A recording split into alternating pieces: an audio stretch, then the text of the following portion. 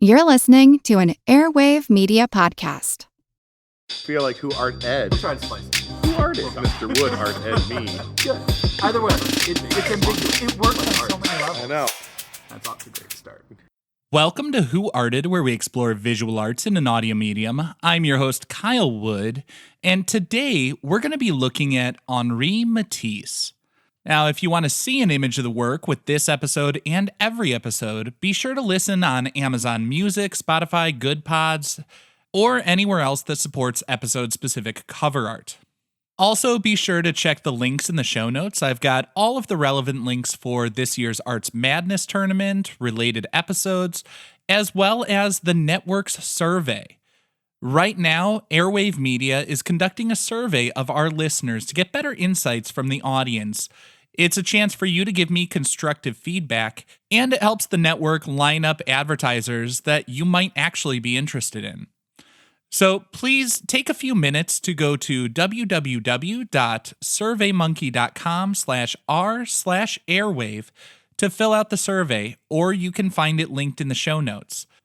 Now on to the actual topic of today's episode, Henri Matisse. Henri Matisse was born in northern France on December 31st, 1869. His father was a successful grain merchant. In 1887, Henri was well on his way to a successful, respectable career when he went to Paris.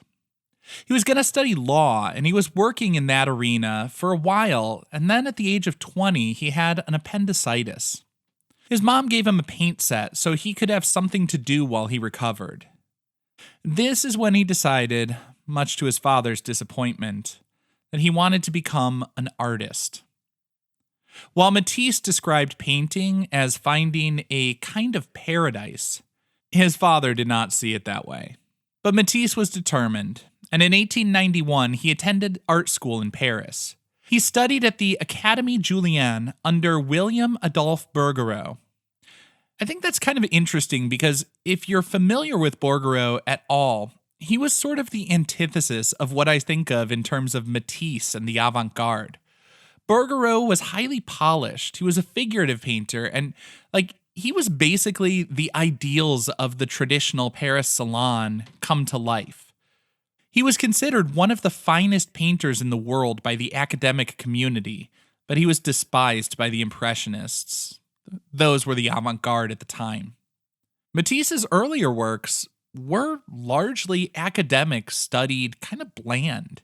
It wasn't until a bit later that he would start to experiment with the bolder color scheme and the sort of looser brushwork that history remembers him for today. Matisse was influenced by artists like Manet, as well as Japanese woodcuts that were very popular at the time. The Japanese woodcuts keep coming up in discussions of French painters from the late 19th century. I talked about it in episodes on Van Gogh, Toulouse-Lautrec. I think people should know toward the end of the Edo period, which was at this time, Japan was still a largely closed-off country. But these woodcuts started making their way out into the world. Katsushika Hokusai was probably the most famous artist of that era, largely because he had distribution deals, so his work was just more widely circulated than many other people's. If you want to learn more about Hokusai, like I said, check the show notes. I'll have some links in there. But I'll also link an episode of Art Curious, absolutely brilliant art history podcast. If you're not familiar with it, Jennifer Dassel does some amazing work. She did an entire season on artists you've probably never heard of, and one of those covered was Katsushika Hokusai's daughter, Katsushika Oi. But back to Matisse.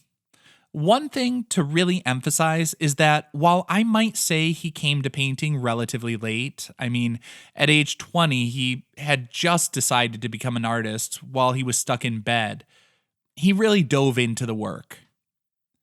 He went to art school, but he also networked with artists and learned from different artists. In 1896, he went to visit a friend, the painter John Russell, who taught Matisse about color and suggested he check out a little-known artist named Vincent van Gogh. Russell actually gave Matisse one of Van Gogh's drawings. Then just a little time later, 1898, Camille Pissarro, of all people, told him to go back to London and check out the works of J.M.W. Turner. It seems like he just kept talking to amazing artists who showed him the work of other amazing artists, and Matisse was soaking it all in.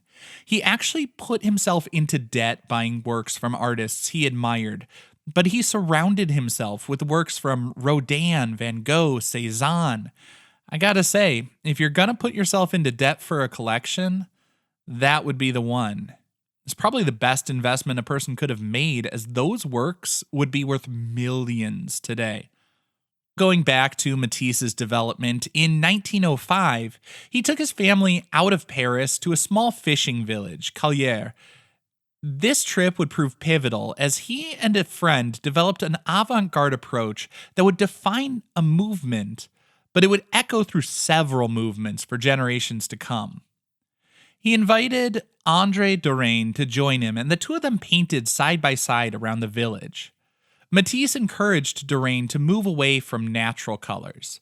They applied paints straight from the tube with little to no mixing, put together works with unusual color schemes. Particularly, they often focused on putting complementary colors next to each other, with the idea that the heightened contrast would make the colors seem brighter. Matisse and Derain were seen as some of the leaders of the Fauvist movement. Now, Fauvism was a French term coined by the critic Louis Vaucelet in 1905. Vaucelet was at the Salon, and he saw a 15th century style sculpture surrounded by paintings by Matisse and Derain. Reportedly, Vaucelet remarked, "Donatello au milieu des fauves," meaning Donatello among the wild beasts. Like the Impressionists, the Fauvists took the term a critic used to insult their work and transformed its meaning. They embraced it. They were considered wild beasts because of their bold use of color. The Fauvist style is a sort of extension of the post-impressionist movement, further flattening the images, making things more abstract with bolder colors and more expressive painterly styling. Now, arguably, Matisse's greatest masterpiece would be The Dessert, Harmony in Red from 1908. Initially, the piece was commissioned to be Harmony in Blue, but Matisse was not satisfied with the work and painted over it. In this painting, we see an arrangement of simple, familiar elements, but in a bold new way. There's a table set with a bowl of fruit. We see a woman leaning over the table, which is covered by a tablecloth, and a floral wallpaper covers the wall behind her. The thing that makes this arrangement so unusual is that both the tablecloth and the wall pattern consist of the same sorts of organic shapes with the same bold red. The line dividing the table from the wall is extremely thin, and from a distance, it disappears completely, leaving the woman and the food seemingly suspended in a flattened red space. The landscape in the window, or perhaps it's a painting of a landscape on the wall, it provides a point of contrast. The cool blues and greens stand in opposition to the bold red, yet the repetition of organic shapes helps to unify it with the floral motif in the background. While most will describe the top left corner as the view out the window, giving some hint of depth to the space, I still prefer to think of it as a painting within the painting. So this work is so much about the way an artist can construct an image and play with our perceptions. It seems fitting for there to be variations on the theme. Different decorative styles are explored in this space as we see nature through that framing. But it's echoed in the wallpaper that seems to spill off the walls and occupy and take over the space. The decorations are not merely something to look at. They're something people within the space must interact with.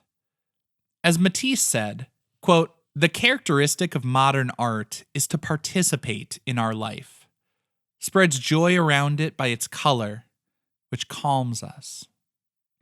Now, I hope you're finding the joy in art, and I hope you'll participate in my Arts Madness tournament. Voting for round 1 is going to start next week on February 27th. So be sure to go to www.whoartedpodcast.com/vote to tell me which artist you think you'll win it all, and vote for your favorites each week of our tournament.